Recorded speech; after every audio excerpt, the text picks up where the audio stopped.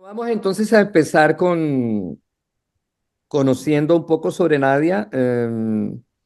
Dice que es escritora y académica colombiana, es autora de Crónica de un amor terrible, la secreta historia de la novia de vuelta en la muerte anunciada de García Márquez, año 2023, y de la rebelión de las niñas, el Caribe y la conciencia corporal, año 2015. También es la autora de la serie de podcast 100 años de soledad en compañía, donde analiza a profundidad esta obra. Nadia Celis es experta en la obra de García Márquez, pero también se atreve a desafiarlo con una mirada crítica.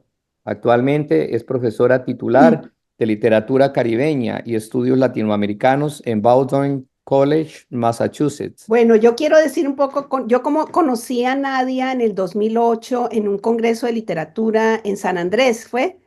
En San Andrés, allá estuvimos, nos encontramos, ella era estudiante aún de Rogers University, estaba haciendo Rogers, Sí, fue a Rutgers, pero creo que estaba apenas saliendo, justamente en ese estabas justo en esa época terminando tu tesis y terminando. ella estaba escribiendo su primer libro, que es el libro, este libro maravilloso que se llama La rebelión de las niñas, el Caribe y la conciencia corporal. Voy a hablar un poquitico de este libro porque es un libro maravilloso.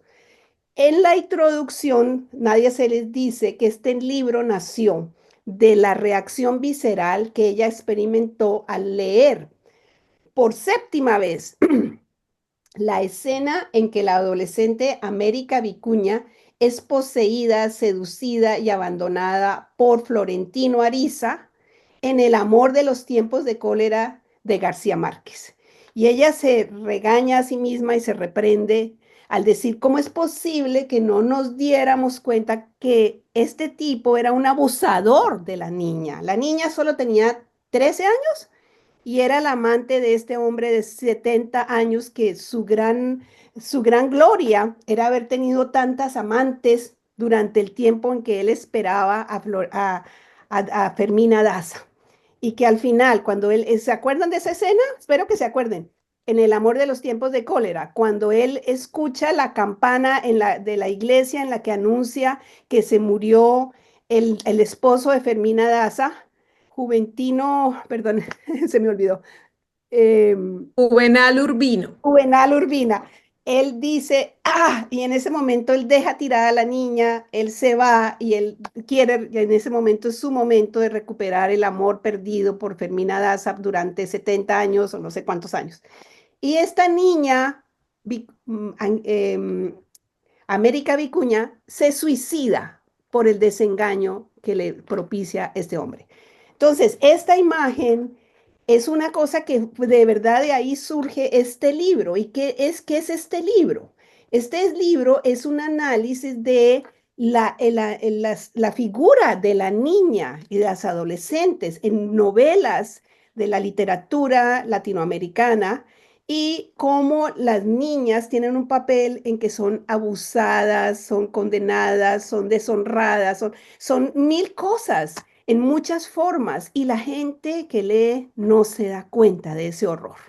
Entonces, este libro analiza varias novelas de autoras caribeñas, entre ellas está Ana Isabel, una niña decente, de la venezolana Antonia Palacios. En diciembre llegaban las brisas de la colombiana Marvel Moreno. El hostigante verano de los dioses y otras novelas de Fanny Huitrago. Felices días, tío Sergio, de la puertorriqueña Magali García Ramis y Nuestra Señora de la Noche de Mayra Santos Febres. Pues ya la anécdota la cuenta Elvira y también les contó pues más o menos de qué se trata el libro. Yo lo que agregaré es que lo que yo comienzo a encontrar en esos personajes de niñas que yo decido en principio que quiero estudiar desde el punto de vista de las escritoras. Es decir, la niña ha sido un personaje tan pasivo, tan su objeto de proyecciones desde las fantasías masculinas, tanto de la inocencia como de la Lolita, ¿no? Que parte de lo que me interesa precisamente es pensar ese sujeto desde el punto de vista de las escritoras. Entonces me voy a historias de formación, historias en donde ellas están contando cómo crecen y cómo crecen en el contexto del Caribe. Entonces ahí me encuentro pues ese gran tema pero además ese gran artefacto para expresar la subjetividad de la niña, que es el cuerpo. Y quiero insistir en las dos cosas, porque por una parte, el cuerpo está allí como tema en muchísimas, muchísimas expresiones literarias y en muchísima de la producción cultural, especialmente en el Caribe, donde el cuerpo ha sido un medio para expresar una cantidad de cosas que la prohibición de la palabra en estas condiciones extremas del colonialismo que se da en el Caribe, ¿no? Con la esclavitud literalmente prohibiendo el uso de la palabra, genera al mismo tiempo todas estas otras formas de expresión que son mediadas por el cuerpo.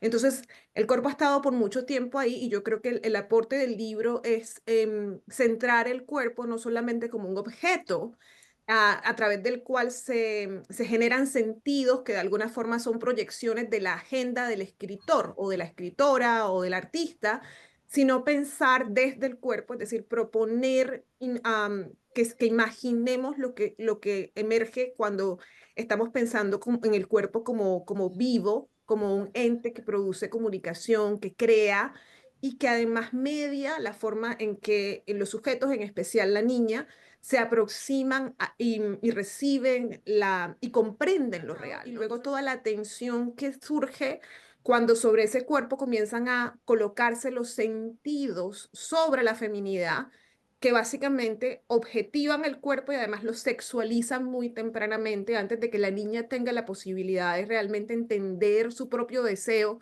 Hay un discurso de lo sexual que es puesto sobre ese cuerpo y para cuando ella crea una conciencia de sí misma, ya ese cuerpo tiene un sentido que no puede manejar, ¿no? Y que en últimas termina generando una escisión, una división de la conciencia que permite que las adultas, por ejemplo, pasen todo el tiempo que nosotros sabemos que pasamos, las mujeres en plural, modificando el cuerpo para que se ajuste a la expectativa de lo que implica ser mujer.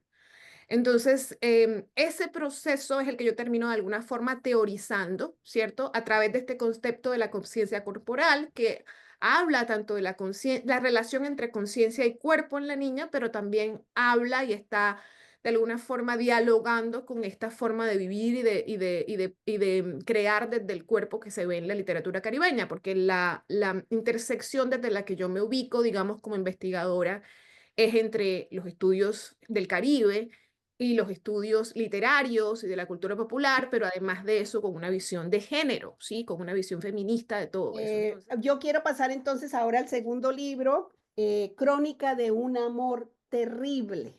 Este es un libro que es una investigación profunda sobre Margarita Chica, la mujer real, tras la novia de vuelta de Crónica de una muerte anunciada. ¿Se acuerdan de Crónica de una muerte anunciada? Ángela Vicario. Bueno, este libro, ustedes saben que Crónica de una muerte anunciada está basado en una historia real, es una crónica real. Pues lo que hace Nadia es rescatar la verdadera historia de Margarita Chica, que fue una mujer real, y quien fue doblemente condenada, primero por la sociedad y por el marido que la devolvió la noche de bodas porque no era virgen, imagínense. Y por a ella le preguntan quién fue el autor de su deshonra y ella da un nombre. El hecho de que ella haya dado ese nombre, hayan matado a ese hombre, que eso sucedió en la vida real, la condena nuevamente por haber dicho ese nombre, que fue lo que condenó a que sus hermanos lo mataran. Entonces, no eran culpables los hermanos que mataron al tipo, sino ella por haber dicho su nombre, ¿no? Recuerden eso. Y la otra condena fue la terrible condena que hizo García Márquez en persona cuando publicó el libro Crónica de una muerte anunciada, porque ella quedó condenada ya no a nivel local, en el pueblo, ¿no? A nivel universal. Todo el mundo en el mundo supo que esta mujer, Margarita Chica, que era en verdad una persona real, había sido condenada y había sido devuelta a la noche de bodas. Y esa mujer, después de que se publicó el libro, tuvo una vida terrible. Y esa condena, además, nadie nos cuenta en este libro, no solamente fue sobre ella, sino sobre todos sus familiares. Las sobrinas y las sobrinas nietas siguieron un poco como marcadas por la deshonra de esta mujer. Es un libro maravilloso que también quiero que también partió de una imagen que fue que Nadia, ella es una experta en García Márquez y estaba haciendo una investigación en el centro, la biblioteca de Austin, en el Harry Ransom Center, donde se encuentra el archivo personal de Gabriel García Márquez. Y ella se encontró, imagínense, con un borrador de la novela Crónica de una muerte anunciada. Era como la penúltima versión, todavía con correcciones y todo por parte de García Márquez, en la que había un prólogo y había un desenlace diferente al que se publicó en la novela final. Nadia, cuéntanos un poquito sobre este libro. También brevemente, porque, Antes tengo que contarles cómo fue que me volví una experta en García Márquez, porque eso sí fue un bueno, salto totalmente inesperado, ¿no? Entonces les contaba que yo pues tuve mi epifanía que la mencionó Elvira, decidí que iba a escribir desde el punto de vista de la niña. Un poco más tarde, no sé, unos años más tarde, cuando se me pasó un poco la primera rabia ante lo que acababa de ver con América Vicuña, con ese personaje, decidí que quería escribir un artículo sobre la representación de la niña en la obra de García Márquez, porque realmente creo que lo que más me sorprendió, lo que más me movió fue encontrar que no se trataba de una novela, sino que era una cosa bastante persistente, ¿no? Y realmente lo que me interesaba y lo que me continúa interesando es cómo las historias ayudan a cimentar nuestros paradigmas al punto que, no, que terminamos aceptando de alguna forma, y ese es mi rollo en este libro en particular, aceptando cantidades de formas de violencia en nombre del amor. Entre otras cosas porque yo amo Cien años de soledad y sí, me sigue encantando el amor en los tiempos del cólera. Estas relaciones son unas relaciones de tensión, ¿no? De amor y odio, ¿no? Era yo había crecido con la figura de García Márquez y yo creo que yo lo daba muy por sentado, ¿no? Su palabra me interpelaba de una manera tan cercana, habiendo crecido en el Caribe colombiano, que yo realmente lo que él presentaba lo daba por sentado, y parte de mi incomodidad era precisamente su representación de lo femenino, no porque no fuera realista, sino por lo contrario, porque es realista, ¿no? Porque no criticaba las cosas que yo veía en mi propia cultura, que me resultaban muy incómodas. Entonces comencé a estudiar a partir de enseñar Cien años de soledad.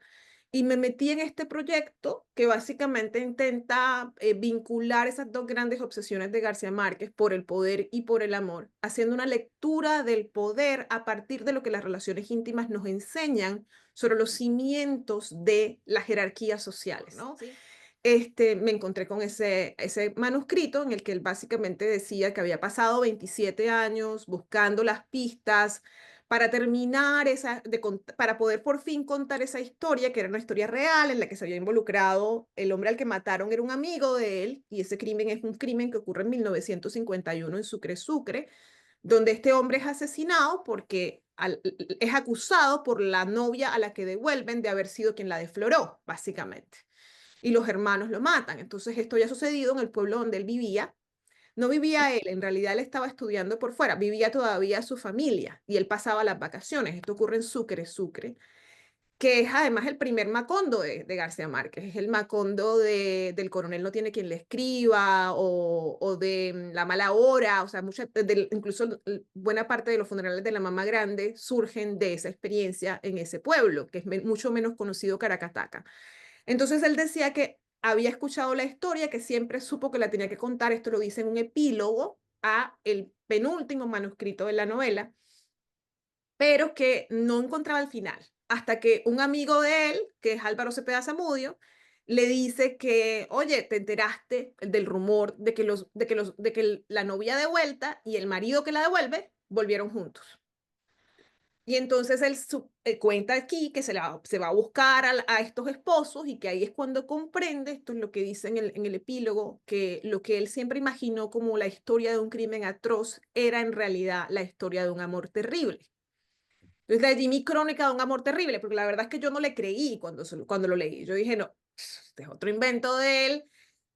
Pero bueno, ajá, yo no pierdo nada con ir a averiguar, ¿cierto? Entonces monté un proyecto de investigación para irme a investigar y comencé o sea, lo que me creo que fue esta otra epifanía, y de hecho ha cambiado mucho el rumbo de mi investigación en los últimos años, fue que en el curso era investigar qué había pasado con los esposos y si hay alguna base real tras esta idea de que se reconciliaran este par, em, que es como la otra parte de la novela. La novela cuenta el crimen y cuenta la historia de amor, ¿cierto? Me fui a investigar eso y con lo que me encontré fue con Margarita Chica, ¿sí? Con la única entrevista que ella había dado, publicada alrededor de la publicación de la novela, cuando ya no pudo más que dar la cara y responder, porque resulta que el mismo García Márquez había dado la primicia de los hechos reales detrás de su novela, alrededor de la salida de la novela. Entonces aquí estamos, 1981, García Márquez ya sonaba para el premio Nobel.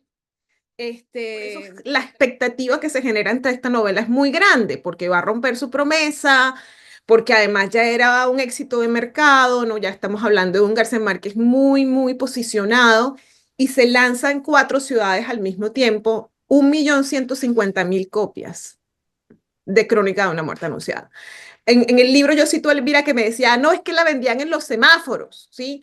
Ahora es muy normal encontrar los libros en el supermercado, pero en ese entonces no era así, era la primera novela que se vendía en el Ley, ¿se acuerdan? No sé si se acordarán del Ley, ¿no? Entonces era un fenómeno de masas extraordinario, y la novela está saliendo, que en el archivo ya esta maravilla de libros de recortes en donde uno ve todo ese montaje, ¿cierto?, de la campaña en torno a la salida de la novela, y el mismo día o el día siguiente, al día siguiente de la salida de la novela, sale este artículo en una revista nueva, que era una revista que estaba apenas lanzando la hermana de Plinio Puleyo Mendoza, que era el amigo de García Márquez. Entonces, lo que pasa y lo que de todo el mundo, ese rumor existía, que él le había tenido que entregar esa historia a María Elvira, la hermana de Plinio Puleyo, para que los periodistas fueran a investigar cuáles eran los hechos reales detrás de Crónica.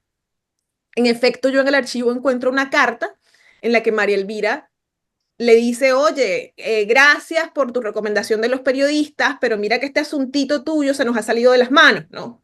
Porque me están demandando los protagonistas, ¿no? Y en efecto eso es lo que se genera, ¿no? Entonces, lo que a mí me complica, digamos, que me hace imposible dejar este proyecto es precisamente esa parte, porque resulta que en la vida real ellos habían sido novios, todo el mundo sabía que habían sido novios, y era un rumor en el pueblo que algo había pasado entre ellos dos. O sea, para nadie era una sorpresa que esa mujer no fuera virgen, y para nadie era una sorpresa que se le acusara a él tampoco, ¿sí? Y eso lo va a decir posteriormente, lo va a insinuar el mismo García Márquez en su memoria, ¿sí?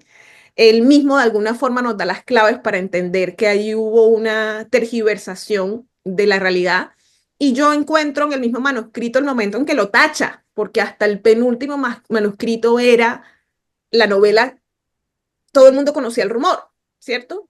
Pero con ese cambio tan de último minuto se transforma completamente nuestra visión de la protagonista femenina, y ella pasa de ser una víctima más a ser la victimaria. Entonces, esa es la historia que se cuenta sobre esta mujer y con la que esta mujer tiene que lidiar desde entonces, porque después de haber reconstruido su vida y haber estado 30 años fuera de ese drama y es vivir en otra ciudad, Modista. era una modista, pero con mucha especialidad en bordar, ¿sí? Bordaba, entre otras cosas, vestidos de novia, y eso sí es real, ¿sí? A pesar de la ironía. Y se había hecho una vida. Eh, la gente no sabía que había tenido nada que ver con todo este asunto, ¿no? Y de pronto aparece la novela, y aquí tenemos la segunda desgracia en la vida de Margarita Chica Salas. Pues cuando Nadia se entera que va a salir la serie de 100 años de soledad en Netflix, tan anunciada como una crónica de 100 años de soledad, tan anunciada, tan esperada, tan todo, ella decide hacer un podcast de 8 episodios en el que analiza a fondo la novela. Cuando viene lo de la serie Netflix, yo al principio pues como que entré medio en pánico, pero ahí lo dejé, o sea, eso ya vendrá, y cuando escuché el tráiler fue como una reacción visceral, y yo dije, Dios mío, que hay que hacer algo, hasta aquí llegamos. Estos personajes que han vivido conmigo por tanto tiempo ahora van a hacer cualquier cosa que les decidan ponerlos de Netflix, y en una especie como de rapto de urgencia, y también de como a la larga había sido una cosa que había evolucionado en el tiempo, ¿no? Es que la razón por la que yo quería trabajar con 100 años de soledad y con García Márquez en realidad ha sido porque yo quiero dar ciertas conversaciones, y creo que la novela plantea las bases para dar esas conversaciones y para que nosotros entremos desde sus tensiones a cuestionar algunos de los aspectos de la colombianidad, de ser latinoamericanos, de ser mujeres, de ser hombres, etcétera, de las de los derroteros que ha tomado la historia de la humanidad bajo el modelo capitalista y hacia ese proyecto de modernidad que termina con la destrucción del pueblo. Todo eso está ahí. Esta novela es una cosa extraordinaria, ¿no? No tenemos que estar de acuerdo con lo que el autor plantea o con lo que el narrador bendice para poder hablar de esto. Y eso era lo que yo realmente quería hacer. Y cuando vi el tráiler y vi una cara que le iban a poner a Úrsula, ahí fue como que yo dije, esto hay que hacerlo ya, hay que hacerlo ya. No sabían lo que me estaba metiendo. En realidad son 16 episodios porque son 8 en español y 8 en inglés. Y son muy diferentes además. O sea, no, las personas a veces son las mismas, a veces no lo son, pero las conversaciones toman otro tono y producir esos 16 episodios fue una labor realmente intensa porque lo hicimos con un equipo muy chévere en el curso de 5 meses. Así que no tuve otra vida. Además de que tengo trabajo a tiempo completo, eso era como otro trabajo. Pero estamos contentos con los resultados y bueno, y estamos dando la conversación, que era lo que yo quería. Gracias. Interesantísimo. Yo también fui una de esas conmovidas siempre y atravesada por la literatura de Gabriel García Márquez en cuanto al rol de sus mujeres narradas desde sus historias, ¿no? Hay una muy cruel en Memoria de mis putas tristes, casi paro y rompo el libro, me pasaron muchas cosas, pero mi pregunta es, eh, sabemos, según los investigadores de los arquetipos narrativos, como Clarissa Spíncula Estés en Mujeres Lanzan con Lobos, hay un arquetipo del incesto que, bueno, estamos hablando de 40.000 años de historia primitiva en que respondemos al incesto. Está narrado en la Biblia y ahí, a partir de ahí, esto es visto.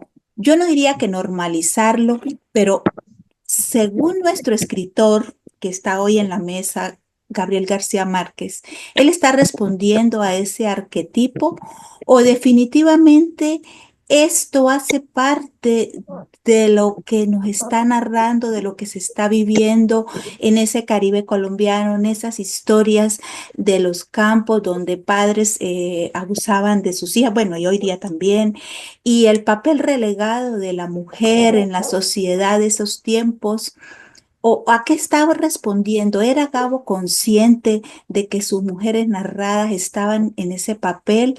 ¿O qué era lo que había debajo de toda esa En ese narrativa? sentido, una de las cosas que a mí me interesa es precisamente la forma como él recrea la complejidad de la participación de las mujeres, tanto como objetos de violencia como como sujetos, incluso en el caso de Úrsula en Cien años de soledad, de creación de modernidad, porque es Úrsula la que moderniza el pueblo. Es la primera empresaria de Macondo, es Úrsula la que abre los caminos hacia el capital, es Úrsula la que realmente transforma el paisaje incluso de clase de la ciudad, porque ella es la que va a construir la casa grande y la que va a generar clases sociales como no existían antes. Entonces, toda esa complejidad, digamos, en la representación de lo femenino me interesa mucho. Ahora, cuando se trata de la... En ese sentido, yo creo que García Márquez es más complejo que otros autores de su generación, ¿cierto? Uno puede ver además que los personajes femeninos de García Márquez no están contentos con el patriarcado. Son una serie de mujeres que en la mayoría de los casos terminan infelices, ¿cierto? No es la mujer que pasivamente recibe el mandato patriarcal y que lo tolera y que no y que vive en ese sentido. No, hay tensiones, hay contradicciones y en ese sentido es muy rica la representación de esa cultura de parte de García Márquez. Ahora, cuando se trata de la posición del autor como, digamos, intérpretes profesionales de la literatura, digamos, o sea, como críticos literarios, nosotros tenemos herramientas, digamos, para establecer cuáles son las posiciones de los autores. Y nosotros como lectores también lo percibimos, aún sin esas herramientas, ¿no? Entonces, yo creo que pensando, por ejemplo, en Cien años de soledad, García Márquez es un gran escritor. Uno de los temas que le preocupa no solamente es el poder, sino la justicia. En esa novela vemos muy fuertemente su alineamiento con los valores de justicia social que circulaban sobre todo en esa época. Vemos, yo no creo que nos quede ninguna duda cuando terminamos de leer en cuanto al hecho de que García Márquez está en contra del poder imperialista. Sí. y Total. que la posición de opresión y de explotación de los obreros les resulta problemática. Otra vez hay tensiones porque la historia está contada desde el punto de vista de los criollos, de la clase dirigente. Los Buendía son la clase dirigente. Pero aún así nosotros terminamos sintiendo que la masacre fue un desastre, que los oprimidos, o sea, que los obreros han sido oprimidos y silenciados y que eso está mal, ¿sí? Aunque sea inevitable, entre comillas, aunque sea parte de la realidad histórica que además él reconstruye a través de su historia, ¿cierto? Eso termina siendo problematizado, ¿sí? Ya. En el mismo contexto, nosotros estamos leyendo la historia de la opresión y la explotación de las mujeres, ¿cierto? Pero esa parte de la estructura de dominación y de poder en la sociedad y la cultura del Caribe no aparece problematizada. Es, en cambio, naturalizada.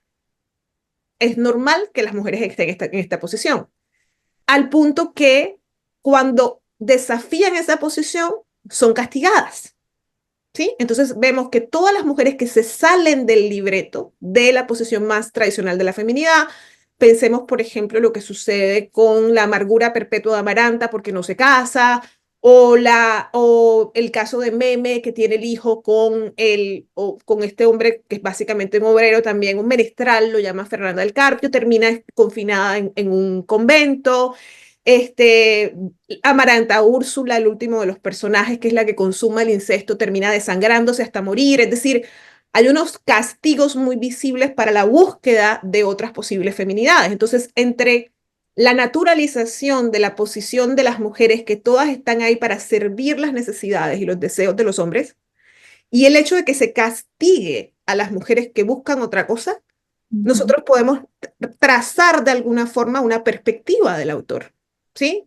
Que ese mismo autor que cuestiona la subordinación en base de clase y por criterios económicos, no necesariamente cuestiona la subordinación de las mujeres. Y en 100 años de soledad, generalmente nosotros hemos interpretado la destrucción de Macondo como el resultado de capa más capa de gente que llega desde afuera y trae estas fuerzas que van destruyendo a Macondo, ¿no? Desde los gitanos, luego llega la nación con el corregidor, y con eso llegan las guerras civiles, y con eso llegan, después llegan las bananeras, y entonces vienen, por supuesto, los que van a darle el golpe mortal a Macondo, que son los estadounidenses, ¿no? El imperio gringo. Entonces, y todo eso es lo que de alguna forma lleva llevando a la destrucción. Mi lectura es que hay una semilla interna que la forma como responden los Buendía en particular a estos retos está marcada por una visión de sí mismos que demanda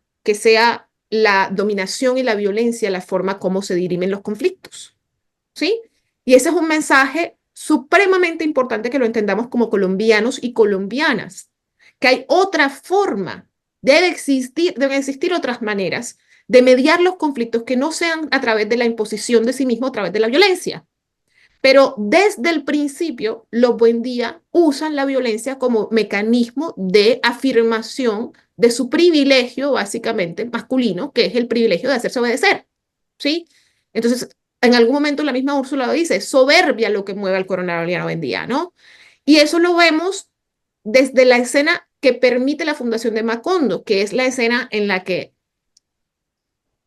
José Arcadio Buendía que es un hombre tranquilo, pacífico, ojo, que es un hombre que no tiene necesariamente intención de hacer esto, pero que está peleando su pelea de gallos o está de alguna manera canalizando su impulso de dominar a través de la pelea de gallos, le ganan la pelea de gallos a Prudencio Aguilar se burla de él y de su masculinidad públicamente, diciéndole a ver si el gallo le hace el favor a tu mujer, porque es un rumor colectivo que no se ha acostado con la mujer, y él responde esa ofensa afirmando su virilidad, no sé si lo recuerdan, con dos cosas. Una es matando a Prudencio Aguilar, o sea, matas al hombre que te ofende, y la otra es volviendo a su casa a obligar a la mujer a que se acueste con él. ¿Sí? Entonces, esa violencia doble de matar al otro y de imponer su deseo y su sexualidad sobre la mujer es una escena de violación, básicamente, porque en la serie, por cierto, no aparece así, pero en la novela es así.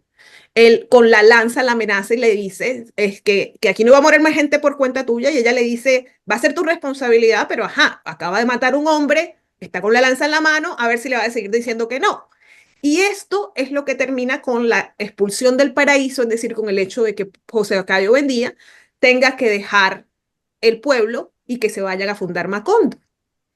Y en Macondo intentan fundar algo distinto y José Arcadio se vuelve esta especie de patriarca benevolente, pero al mismo tiempo ese derecho de los hombres de imponerse por la fuerza, comenzando por imponerse sexualmente sobre sus mujeres, persiste a todo lo largo de la novela, generación tras generación, al punto que el incesto se produce al final, ¿sí? Gracias a una violación, ¿sí? Aureliano Babilonia encuentra a la tía que lo ha rechazado, recién bañada, salida del baño, y lo que parece ser en principio, lo que es en principio una violación, de pronto se vuelve un intercambio aparentemente consensual, ¿no? Entonces, esa tensión de la violencia sexual está a todo lo largo de la novela. Y por eso es que a mí me interesa mucho tanto el tema de la violencia y la forma como esa violencia hace parte de todas las otras grandes violencias que reducen al pueblo y que son cíclicas en la novela, pero también me interesa mucho lo que contestaría la pregunta de Julie muy concretamente, y es cómo es que esa violencia es disimulada o es traducida en términos en que nosotros la leemos como amor. ¿Sí? La razón por qué ni las mujeres dentro de la historia, ni nosotros como lectores vemos necesariamente esa violencia es porque es presentada ante nosotros como amor. Y esa es mi preocupación principal, porque si nosotros seguimos mirando la realidad de hoy, la inmensa mayoría de los asesinatos de mujeres en Latinoamérica y en el mundo se cometen en nombre del amor, en una visión del amor en la cual el hombre despechado porque la otra no es su sierva, ¿cierto?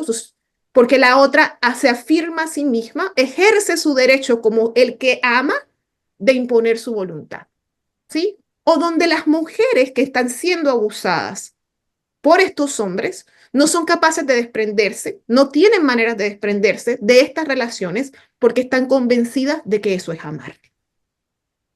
Entonces, esa relación entre poder, violencia y amor, esa es mi obsesión principal aquí.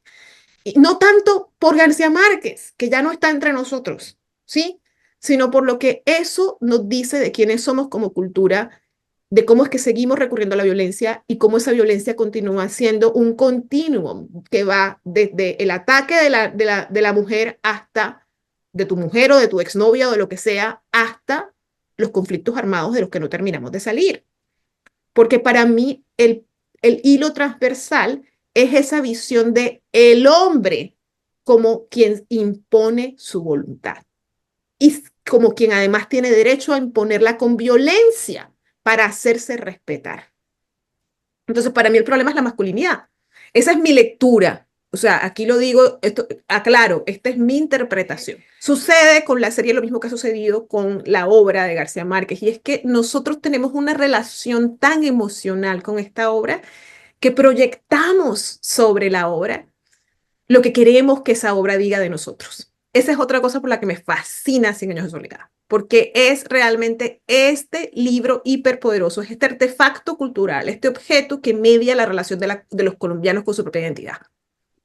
Entonces, de cara a un mundo global, ¿no? Por eso se usa en su momento como se habla de Colombia realismo mágico, o sea, hasta ese punto se lleva la cosa, ¿no? Como si en la novela, entre otras cosas, no estuviéramos hablando de violencia, de desplazamiento, de toda clase de horrores. Entonces, y como si además el autor no hubiera terminado con Macondo, porque él destruye Macondo al final, y eso no es ninguna casualidad. Entonces, esa relación con la serie me ha llamado mucho la atención y desde esa observación del proceso de ver la serie, he encontrado muchas cosas valiosas. O sea, he encontrado que hay gente que la ve desde fuera, por ejemplo, los extranjeros que encuentran que este es su primer acercamiento a los escenarios, a una presentación visual de los escenarios que ellos apenas leyeron en la novela y que no conocen, ¿no? Y entre eso, por ejemplo, hay mucho deslumbramiento, porque me parece que este director, el argentino en particular, se enfocó mucho en eso, en la cinematografía. Coincido con Julia en que las actuaciones de los primeros episodios son muy por debajo del nivel. Lo del narrador me parecía una buena idea, pero no fue bien ejecutada. Es decir, mi juicio, a ver, yo tengo muchas cosas que decir, pero en últimas no responden a esta idea de si es buena o es mala, ¿no? A mí me parece que es interesante, que como un producto cultural hay que explorarla. Em, y desde el punto de vista de mí, el objeto de mi investigación, encontré muy problemática la forma en cómo básicamente dibujaron todas las instancias de violencia sexual. Entonces, el coronel ya no vendía, tiene una novia de 9 años. En la película no aparece, en la serie no aparece, por supuesto, como 9 años. Esta niña de 9 años, cuando por primera vez entra de casualidad al, al laboratorio de donde está el coronel haciendo sus pescaditos de oro, en la novela él le regala un pescadito y la niña sale corriendo, aterrada. Como es apenas normal que una niña de 9 años reaccione ante un hombre de 30 que intenta regalarle algo. Ojalá hubiésemos tenido una escena como esa en la serie para mostrarle a nuestras niñas lo que tienen que hacer cuando un hombre mayor viene a regalarles algo. Pero no, en la serie lo que tienes es a una niña que se sonríe y le recibe el pescadito. Y que además no tiene 9 años, sino como 11 o 12, y entonces tú terminas no entendiendo cómo es que esta niña se muere, cuando en la novela es muy claro que su muerte violenta tiene que ver con el hecho de que es una niña de 9 años, que apenas han esperado a que se desarrolle para que para básicamente vendérsela a este señor, que es el coronel, porque esa es una relación que cumple el propósito de juntar a la familia Buendía con la familia de los Boscote, es decir, de reconciliar el poder de esa familia sobre Macondo con el poder político que está enmarcado por Moscote. Entonces, así hay un montón de cosas en la serie en las cuales creo que se hizo un esfuerzo deliberado por desdibujar las tensiones que existen en la novela y que ya si las vemos o no las vemos, o si las criticamos o no las criticamos, es nuestro asunto, pero que las quiten me resulta problemático, ¿sí? Porque perdimos una oportunidad muy valiosa de acercarnos a eso de una forma crítica contemporánea más interesante.